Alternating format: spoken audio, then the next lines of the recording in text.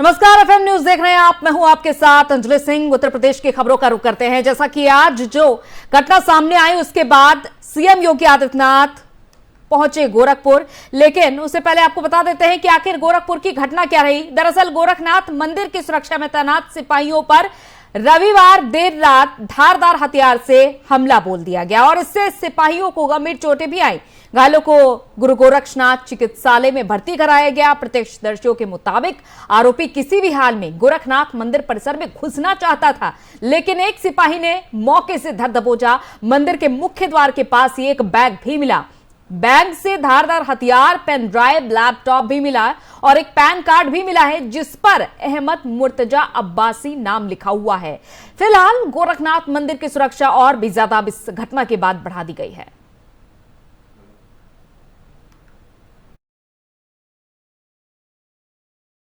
UP ATS और UP STF ये जो है घटना के अनावरण हेतु संयुक्त रूप से कार्य करेंगे।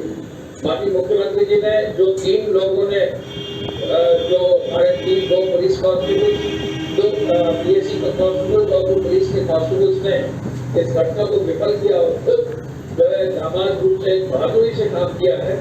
Shri Gopal Gaur constable PSC, Shri Anil Paswan constable PSC और श्री अनुराग राजपूत कांस्टेबल नागरिक पुलिस, इन सब लोगों ने जो बहादुरी का काम किया है। तो इसमें मुख्यमंत्री जी ने इनको 5 लाख रुपया जो है नगद घोषित किया है और वो इनाम शासन की ओर से इनको बहुत जल्दी ही दिया जाएगा। साथ ही साथ मुख्यमंत्री जी ने ये आदेश दिए, जैसा अभी डीजी एलओ साहब ने बताया कि इसके लैपटॉप, मोबाइल पर जो भी डिटेल्स हैं, जिन लोगों से ये जुड़ा हुआ रहा है, इनकी सबकी बहुत गंभीरता से जांच करें और जरूरत पड़े तो प्रदेश के बाहर भी जहाँ भी इसके जो है ट्रैक होगा उसको जो है हम लोग अनावृत करेंगे और प्रभावी कार्रवाई पर सुनिश्चित करेंगे। हमारा सर रमेश सिंह नाम है सर। क्या हुआ था सर? ऐसे पीएससी वाले सब कल बैठे थे, वो अकस्मात आ गया उधर से। जब आया तो ऐसे गमछे में लपेटा था, कुछ गमछे में लपेटा था, उसमें से निकाला और पता नहीं दोनों में क्या बात हुई। तुरंत वहाँ से कल बाकी उनको चलाना शुरू कर दिया। वो बाकी दोनों हाथ से पकड़ लिए, लेकिन वहाँ से पकड़ आए थे। यहाँ पे एक साइकिल था, साइकिल में फंस गए, गिर गए। वहाँ पर गिरने बाद वो कावल बाकी से लगा मारने उनको। क्यों मारा, क्या वजह थी सर? वजह तो हमको भी नहीं मालूम है, कैसे मारा, पागल है कि क्या है, कैसे है सर? हाँ सर। कौन था, कहाँ का था, कुछ पता चला? अब मेरा नाम मंजू साहनी है। मैं अभी गोरखनाथ गेट पर क्या हुआ है? गोरखनाथ गेट पर कोई अचानक आदमी बड़ा सा हंसुआ लेके अचानक पुलिस वाले पर हमला किया है। पुलिस वाला बचाव करते ही देरी नहीं, उसे पटक दिया उठा के। उसमें दूसरा पुलिस वाला आया, उस पर भी हमला किया। उतने में पूरी फोर्स आ गई और क्यों मार रहा था लोग? वो मालूम नहीं, वो अचानक हमला किया है सर, अचानक हंसुए से। देख रही थी क्या? मेरे सामने का आंखों देखा है सर। कितने घंटे पहले हुआ? ये मुश्किल से 40-50 मिनट हो रहा है, इसी के अंदर की बात है ये। कैसा था वो कम से कम काला सा था और कोई साफ सुथरा नहीं था, थोड़े गंदे में ही था। नहीं, ऐसी सूचनाएं हम कभी भी दे रहे हैं और आगे भी जो चीज़ें डेवलपमेंट्स होंगी इसमें बताएंगे। हम इसमें सभी एजेंसियों की मदद लेंगे तथा ये भी सुनिश्चित करेंगे कि इस व्यक्ति के द्वारा कहाँ ट्रैवल किया गया है और ये व्यक्ति किसके साथ संपर्क में था। ये किसी विदेशी कंट्री में तो नहीं गया या कहीं से ये बड़े षड्यंत्र का हिस्सा तो नहीं है।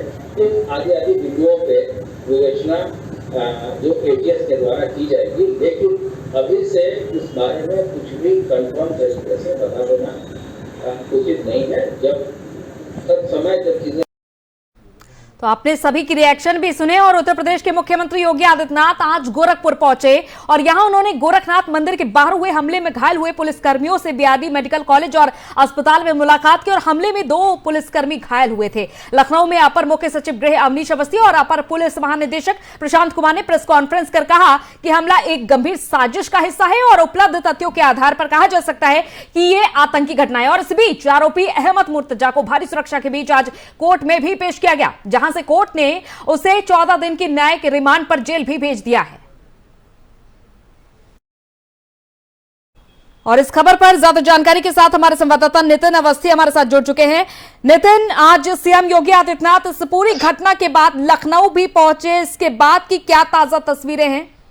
बिल्कुल अंजलि जी, आपको बताना चाहूंगा कि जिस तरह से गोरखपुर मठ में हमले में 2 सिपाही घायल हुए थे, उनको देखने के लिए बीआरडी मेडिकल कॉलेज को पहुंच चुके हैं। वहां पर उनका हालचाल लिया है सीएम योगी आदित्यनाथ ने और ये बताया है कि जो इस साजिश में शामिल हुए उनके खिलाफ ठोस कार्रवाई की जाएगी और इसके लिए कई टीम लगा दी गई है। और आपको बताना चाहूंगा, इससे पहले एसीएम होम अवनीश अवस्थी और एडीजी प्रशांत कुमार ने प्रेस वार्ता करी थी। उसमें भी साफ तौर पर उन्होंने कहा कि यह कहीं ना कहीं इसमें आतंकी संगठन का हाथ नजर आ रहा है, क्योंकि जो सामान उनके पास से बरामद हुआ, लैपटॉप बरामद हुआ, कई ऐसे पुख्ता सामान बरामद हुए जो संदेह के घेरे में आ रहे हैं। उससे लग रहा है कि कहीं ना कहीं एक बड़ी साजिश थी जिसको नाकाम करने में ये 2 सिपाही पूरी तरीके से रहे और इन्होंने नाकाम किया, इसीलिए घायल हुए। तो जिसके लिए इनकी तारीफ की जा रही है और काफी जोर से ये कहा जा रहा है कि जितने लोग भी वहां पर जो पुलिस कर्मी तैनात है, सुरक्षा कर्मी तैनात है, उनका सराहनीय दिया जा रहा है। लेकिन जो 2 पुलिसकर्मी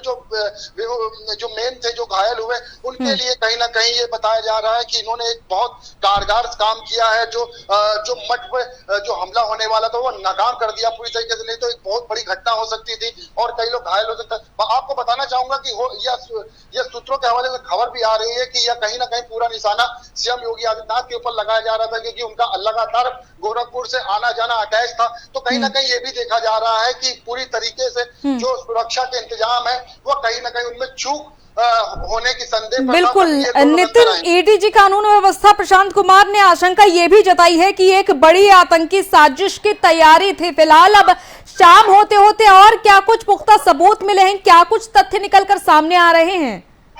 बिल्कुल आपको बताना चाहूंगा अंजलि जी, जिस तरह से प्रशांत कुमार ने आज जो प्रेस कॉन्फ्रेंस करी तो उसमें ये बताया है कि जो आरोपी पकड़ा गया है, जिसके पास से लैपटॉप के अलावा कई ऐसी सामग्रियां मिली हैं जो संदेह के घेरे में मुंबई से बताया जा रहा था कि इसका कनेक्शन है। और पूरी तरीके से इसके पास जो सेलफोन मिला था उसमें भी कई नंबर ऐसे खंगाले जा रहे हैं, उनसे पता किया जा रहा है कि आखिर यह कौन है, इसके किससे लिंक है। उन सबको निकालने के बाद ही इस नतीजे पर पहुंची, तभी प्रेस वार्ता करी गई। प्रेस वार्ता में बताया गया कि इसमें कहीं ना कहीं आतंकी संगठन का सबसे बड़ा अहम रोल हो सकता है। और आपको बताना चाहूंगा कि यह एक सोची समझी साजिश के तहत इस तरह हमला किया गया। लेकिन जो हमारे 2 सुरक्षाकर्मी पुलिसकर्मी मौजूद थे, इन्होंने कहीं ना कहीं पूरी तरीके से जी जान लगाकर इस पूरी साजिश को नाकाम किया। नाकाम करने के अलावा जो मेन आरोपी जो पकड़ा गया है उसके पास से जो सामान बरामद हुआ उससे ये जांच पड़ताल से पता चल रहा है कि ये बहुत बड़ा साजिश था, जो हमला हो सकता था, लेकिन कहीं ना कहीं यह नाकाम होती हुई नजर आई। जी और बिल्कुल जैसा कि बात की जाए सीएम योगी आदित्यनाथ जो कि आज गोरखपुर पहुंचे, अस्पताल में उन्होंने उन घायल जो 2 सिपाही थे उनका हाल चाल जाना, इसके बाद फिलहाल क्या कुछ अपडेट है? बिल्कुल आपको बताना चाहूंगा कि सीएम योगी आदित्यनाथ जैसे यहाँ से शाम को 5 बजे निकले हैं, वो सीधे ही बीआरडी मेडिकल कॉलेज गोरखपुर के लिए ही रुक किया और वहां सीधा सबसे पहले वहां पर गए और जो घायल सिपाही थे उनसे हालचाल लिया और उनसे पूछा कि आपको किसी तरह की कोई लापरवाही या किसी तरह की कोई दिक्कत हो, परेशानी हो तो आप मुझे डायरेक्ट कह सकते हैं। पूरा हालचाल लेने के साथ उनके साथ जो सहमति दिखाई है वो कहीं ना कहीं ये पता चल रहा है कि पुलिसकर्मियों को भी लग रहा है कि हाँ, आज सरकार मेरे साथ खड़ी हुई है, क्योंकि जिस तरह से मामले होते रहते हैं लेकिन कोई उनका हालचाल जानने की कोशिश नहीं करता, लेकिन डायरेक्ट यहाँ पर सीएम योगी आदित्यनाथ गए, उनका हालचाल ले रहे हैं। उसके बाद जो वहां की जो कमियां थी उनको देखा जा रहा है कि किस तरह से मठ पर हमला हुआ है और इसमें क्या हो सकता था, इन सबकी कहीं ना कहीं पूरी पड़ताल की जा रही है और कोई ठोस नतीजा जरूर निकला जाएगा। जी चलिए नितिन, बहुत बहुत शुक्रिया तमाम जानकारी के लिए। तो बिल्कुल यहाँ पर ठोस नतीजा जरूर निकाला जाएगा कि आखिर इतनी बड़ी सुरक्षा में सेंध लगाने वाला ये मुर्तजा किसका हाथ था, आखिर कहां से प्रभावित हुआ या फिर कहीं और से तार जुड़े हुए थे, जैसा कि आशंकाएं जताई है ADG law and order Prashant Kumar ने कि जरूर ये कोई आतंकी साजिश थी। इसके बाद सीएम योगी आदित्यनाथ गोरखपुर पहुंचे, बीआरडी मेडिकल कॉलेज अस्पताल, जहां पर वो पुलिसकर्मी जिनका इलाज जारी हो उनसे उनका हालचाल जाना, क्योंकि उस हमलावर को रोकने के दौरान पीएसी के जो जवान थे, जो सिपाही थे, वो घायल हो गए थे और घायल अवस्था में उन्हें अस्पताल लाया गया था, जहां उनका उपचार किया जा रहा है। और सबसे बड़ी बात कि सूबे के मुखिया तुरंत अपनी जान की परवाह किए बिना, क्योंकि जैसा कि आशंकाएं तमाम जताई जा रही है कि इस समय सीएम योगी आदित्यनाथ की जो जान है वो खतरे में है, क्योंकि पीठाधीश्वर हैं इसी गोरक्षनाथ मंदिर के सीएम योगी आदित्यनाथ, इसी पीठ के पीठाधीश्वर हैं और यहीं पर ही हमलावर आया था बांका लेकर हमला करने के लिए।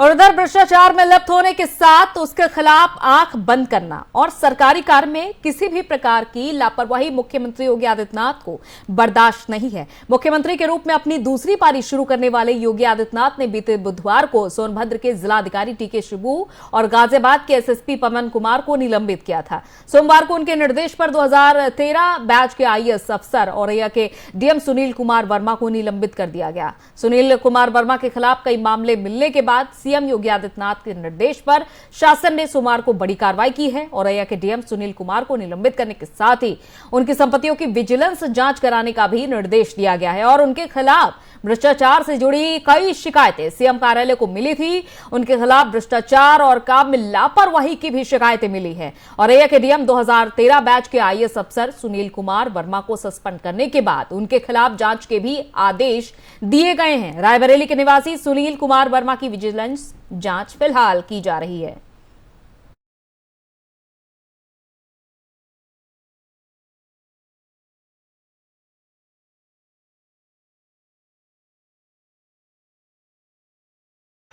और खबर बरेली से, जहां एफएम न्यूज की खबर का बड़ा असर देखने को मिला है। भोजीपुरा सपा विधायक शहजील इस्लाम के भड़काऊ भाषण का वीडियो वायरल होने के बाद पुलिस ने उनके खिलाफ मामला दर्ज कर लिया।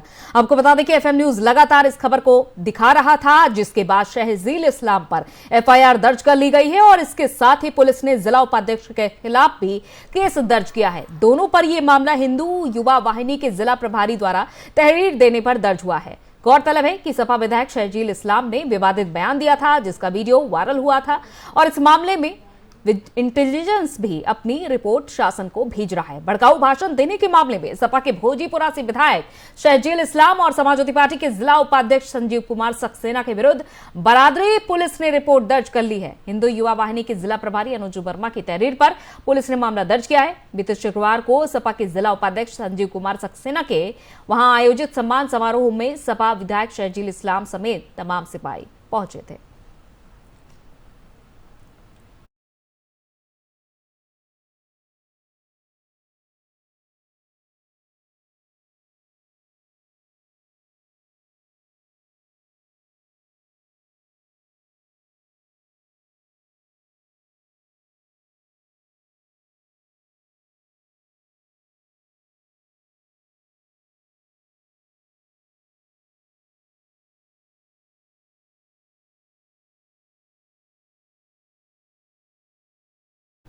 उधर यूपी बोर्ड हाई स्कूल की साइंस की परीक्षा में 3 फर्जी परीक्षार्थी पकड़े गए। सुबह 8 से 11:15 की जो पाली थी, इनको प्रशासन की फ्लाइंग ने पकड़ा और ये फर्जी छात्र उम्र कम करने के लिए 6 से 8 साल बाद दोबारा हाई स्कूल की परीक्षा दे रहे थे। एसीए इंटर कॉलेज अतरौली से अनुज, केएमवी इंटर कॉलेज अतरौली से आकाश और एसआरएमवी इंटर कॉलेज अतरौली से हरिओम को उम्र छिपाकर परीक्षा देते पकड़ा गया। इनमें अनुज और आकाश दोनों बुलंदशहर निवासी हैं, जबकि हरिओम अतरौली निवासी है। अतरौली के केंद्रों में परीक्षा देने से पहले इन फर्जी परीक्षार्थियों के दस्तावेज मिलान करने में चूक के चलते केंद्र व्यवस्थापक और इन फर्जी छात्रों के नामांकन करने वाले प्रधानाचार्यों पर भी एफआईआर दर्ज कराने की कार्रवाई की जा रही है। अभी फिलहाल इसे तत्काल स्पष्टीकरण भी मांगा जा रहा है।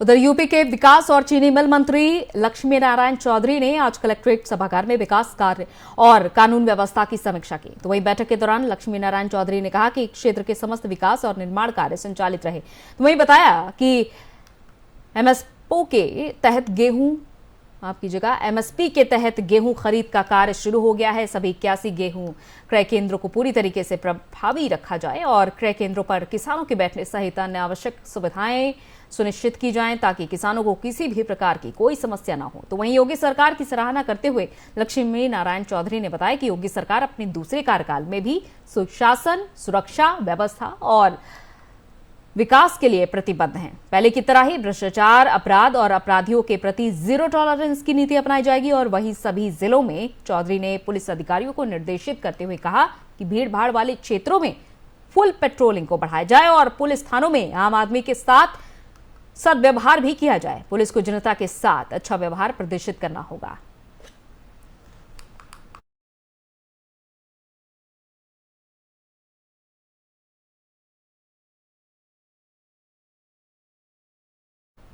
उधर शहीद हेमराज पुलिस चौकी का आज शहीद हेमराज की माता ने उद्घाटन किया। आपको बता दें कि मथुरा की छाता तहसील के गांव विशंभरा की जनता के सहयोग से इस पुलिस चौकी का उद्घाटन किया गया। तो वहीं ये वो उद्घाटन कार्यक्रम वरिष्ठ पुलिस अधीक्षक डॉक्टर गौरव ग्रोवर की देखरेख में किया गया है और इस मौके पर गणमान्य लोगों ने वरिष्ठ पुलिस अधीक्षक का साफा पहनाकर स्वागत किया है। तो वहीं वरिष्ठ पुलिस अधीक्षक ने शहीद हेमराज की माता को शॉल ओढ़ाकर उनका स्वागत किया। नवनिर्मित पुलिस चौकी के उद्घाटन के बारे में वरिष्ठ पुलिस अधीक्षक डॉक्टर गौरव ग्रोवर ने क्या कुछ कहा, आपको ये भी सुनवाते हैं। मथुरा के थाना शेरगढ़ में आज यहाँ पर चौकी विशंभरा का उद्घाटन यहाँ पर किया गया है। यहाँ के आम लोगों के सहयोग से ये चौकी बनाई गई है और जैसा कि आप सब जानते हैं कि इसी क्षेत्र के रहने वाले शहीद हेमराज जी, जिन्होंने सन 2013 में भारत पाकिस्तान बॉर्डर पर अपनी शहादत दी थी और उस शहादत से पूरे क्षेत्र में उनके जो परिवार है उससे संबंध में सबकी भावना जुड़ी हुई थी। उन्हीं से प्रेरणा देते हुए इस चौकी का नाम भी शहीद हेमराज जी के नाम पर रखा गया है। आज उनके परिवार द्वारा ही यहाँ पर इस चौकी का शुभारंभ और उद्घाटन किया गया है। हम उनकी उस शहादत को नमन करते हैं और ये आशा करते हैं कि आने वाले दिनों में ये चौकी इस क्षेत्र में जो भी आपराधिक गतिविधियाँ उन पर लगाम लगाने के लिए, कानून व्यवस्था बनाने के लिए और जो संगठित गिरोह या अपराध यहाँ पर चलते हैं उनके ऊपर नकेल कसने के लिए ये चौकी बहुत कारगर सिद्ध होगी। यहाँ पर नियुक्त हमारे चौकी के सभी स्टाफ, SHO, CO साहब को मैं इस चौकी के भवन की बहुत बहुत शुभकामनाएं देता हूँ और पुनः एक बार शहीद हेमराज जी को अपनी जो है। बहराइच में सोमवार को उत्तर प्रदेशीय मिनिस्ट्रियल कलेक्ट्रेट कर्मचारी संघ के बैनर तले तालाबंदी करके धरना प्रदर्शन किया गया और जनपद प्रतापगढ़ में वरिष्ठ सहायक SDM द्वारा पीट कर हत्या मामले में आंदोलित हैं। वो आरोपी SDM की गिरफ्तारी की मांग कर रहे हैं। उन्होंने ये भी कहा कि SDM प्रतापगढ़ पर धारा 302 के तहत हत्या का मुकदमा दर्ज तो कर लिया गया है लेकिन अब तक उनकी गिरफ्तारी नहीं की गई और 1 हफ्ते में उनकी गिरफ्तारी भी की जाए। उन्होंने ये भी कहा कि SDM द्वारा वरिष्ठ सहायक को डंडों से बेरहमी से पीटा गया था जिसमें मरसड़ अवस्था में पहुंचे कर्मचारी की मौत हो गई थी। जल्द से जल्द आरोपी SDM गिरफ्तार की जाए।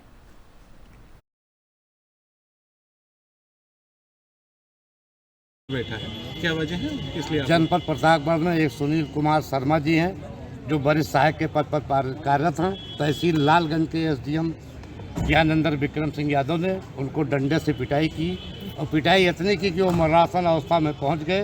परसों उनका देहांत हो गया है। SDM के खिलाफ प्रथम सूचना रिपोर्ट धारा 302 में दर्ज हो गई है। प्रांतीय आह्वान पर आज हम लोग 1 दिवसीय कलेक्ट्रेट में तालाबंदी करके शांतिपूर्ण धरना प्रदर्शन कर रहे हैं।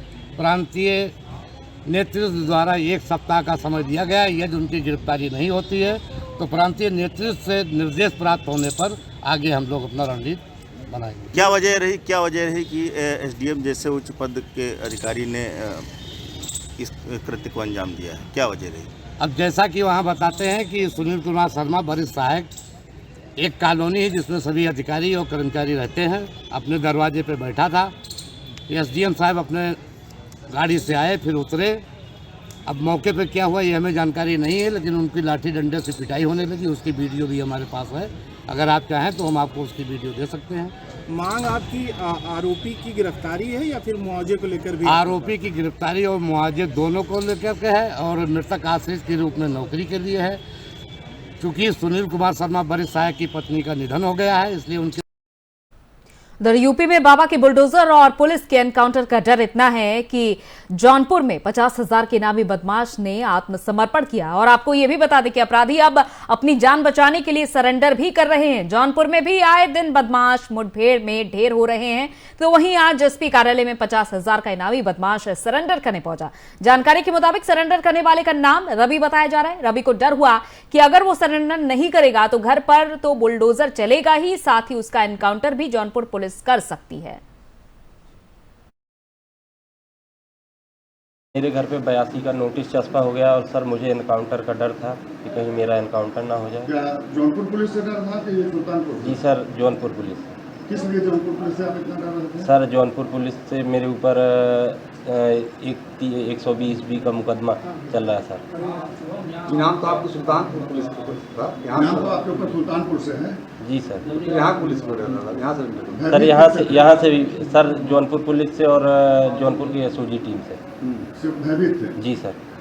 कप्तान साहब से इतने भयभीत थे और एसओजी से? जी सर। बाबा के बुलडोजर से डर लग रहा था कि मुठभेड़ से, इनकाउंटर से डर रहा था? सर एनकाउंटर से डर लगा। क्या नाम है? उधर बुलंदशहर में बैंक लुटेरों और पुलिसकर्मियों के बीच मुठभेड़ हुई, जिसमें पुलिस द्वारा 3 बदमाशों को गोली मारी गई। आपको बता दें कि 3 बदमाशों के नाम सागर, रवि और चिराग बताए जा रहे हैं। और वही बैंक लूट के बाद पुलिस ने बदमाशों के पास से 12 लाख रुपए की नकदी, अवैध हथियार और 2 बाइक बरामद की है। जानकारी के मुताबिक तीनों बैंक लुटेरे स्याना कोतवाली क्षेत्र के रहने वाले बताए जा रहे हैं। और बता दें कि 2 अप्रैल को स्याना के उज्जीवन स्मॉल फाइनेंस बैंक में इन चोरों द्वारा 18 लाख की लूट की गई थी, जिनके बाद पुलिस इनकी तलाश में जुटी थी, जिसको आज पुलिस द्वारा गिरफ्तार कर लिया गया है। और पुलिस टीम को 1 लाख रुपए का इनाम भी दिया गया।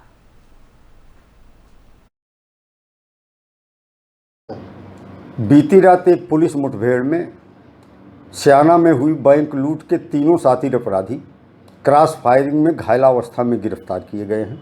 इनके कब्जे से लूटी गई लगभग संपूर्ण धनराशि बरामद की गई है। तीनों बैग जिनमें अपराधी कैश भरकर साथ ले जा रहे थे वो बरामद हुए हैं। और शुरुआती दौर में चूँकि प्रथम सूचना रिपोर्ट में लगभग 18 लाख रुपयों की लूट वादी द्वारा दर्शाई गई थी, लेकिन पूछताछ से बात जानकारी में आई कि ये संपूर्ण लूट लगभग 13,23,500 रुपयों की थी, जिनमें से 11,73,500 रुपये बरामद हुए हैं। 1.5 लाख रुपये मुख्य अभियुक्त रवि के द्वारा अपने भाई को कल दिए गए थे, जो उन्हें लेके कहीं चला गया है, जिसकी गिरफ्तारी और बरामदगी के लिए प्रयास किए जा रहे हैं। 2 अप्रैल शाम को लगभग 4:45 बजे के आसपास बैंक में उधर बहराइच के मसूरगंज मोहल्ले में स्मैक के सौदे को लेकर 2 पक्षों में विवाद हो गया। तो वहीं दोनों पक्षों में विवाद इतना बढ़ गया कि मोहल्ले के लोग अपने घरों से बाहर निकल पड़े और विवाद को देखने लगे। और इसी दौरान स्मैकियों ने अचानक गोलियां चला दी और विवाद देखने आई एक महिला को गोली लग गई, जिससे महिला गंभीर रूप से घायल हो गई, जिससे जल्द से जल्द जिला अस्पताल में भर्ती कराया गया। तो वहीं इस मामले में पुलिस ने 5 लोगों के खिलाफ मुकदमा दर्ज कर जांच शुरू कर दी है।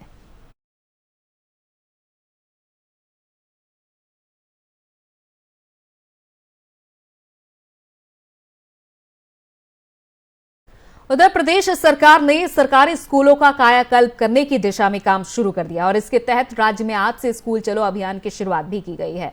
और इसके साथ ही सीएम योगी आदित्यनाथ ने सभी विधायकों को एक स्कूल गोद लेने के भी निर्देश दिए हैं। साथ ही अभियान के तहत स्कूलों में शिक्षकों की तैनाती भी सुनिश्चित की जाएगी, साथ ही छात्रों को यूनिफॉर्म भी उपलब्ध कराई जाएगी। तो वहीं शौचालय, पेयजल, पर्याप्त फर्नीचर और स्मार्ट क्लास जैसी बुनियादी सुविधाएं उपलब्ध कराई जाएंगी। और इसी क्रम में गाजियाबाद के लोनी के मेवला भट्टी गांव में भी स्कूल चलो अभियान के तहत कार्यक्रम का आयोजन किया गया, जिसमें मुख्य अतिथि के रूप में लोनी विधायक नंद किशोर गुर्जर ने हिस्सा लिया। हालांकि इस दौरान लोनी एसडीएम संतोष कुमार राय, खंड विकास अधिकारी और खंड शिक्षा अधिकारी भी कार्यक्रम में मौजूद रहे। कार्यक्रम के दौरान स्कूली छात्र और ग्रामीण भी वीडियो कॉन्फ्रेंसिंग के जरिए सीएम योगी के भाषण को सुनने पहुंचे और इसके बाद अधिकारियों ने छात्रों को रिजल्ट कार्ड भी वितरित किए।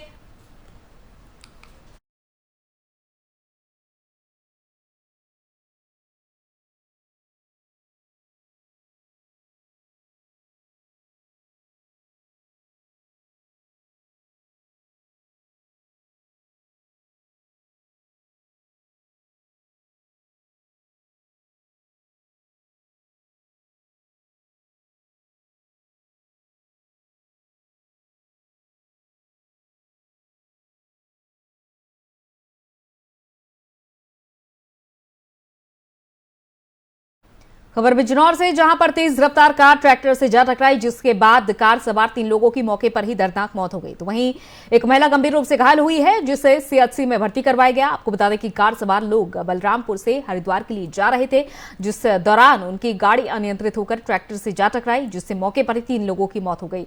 तो वहीं सूचना मिलने पर पुलिस की टीम पहुंची और शव को पोस्टमार्टम के लिए भेज दिया है।